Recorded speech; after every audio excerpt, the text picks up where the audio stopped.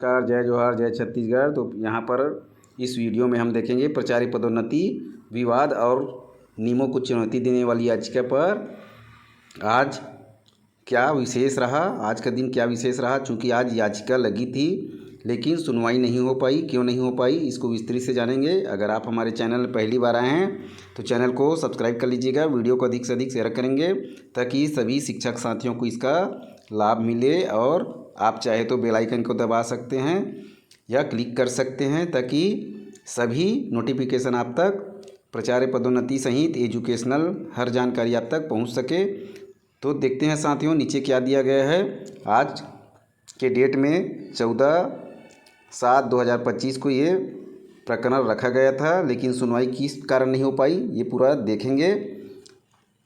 तो यहाँ पर है प्रचार्य पदोन्नति विवाद नियमों को चुनौती देने वाली याचिका पर अब 16 जुलाई को होगी सुनवाई।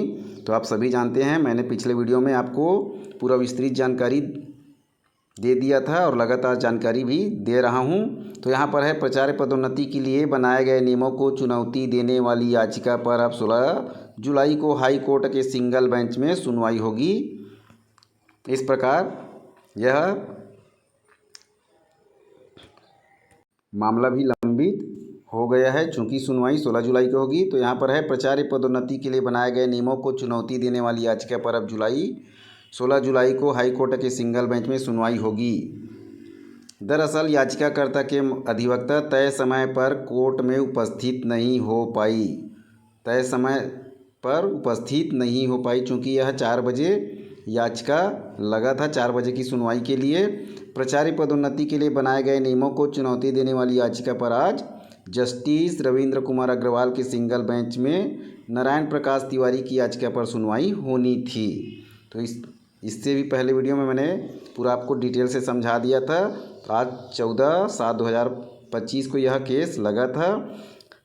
काज लिस्ट के अनुसार याचिका 90 नंबर में लिस्टिंग की गई थी, जहां तक पहुंचना मुश्किल था। इसे ध्यान रखते हुए अतिरिक्त महाधिवक्ता यशवंत ठाकुर व महाधिवक्ता ने सुनवाई करने कोर्ट में मेंशन किया, जिसे कोर्ट ने स्वीकार करते हुए शाम 4 बजे सुनवाई के लिए रखा था।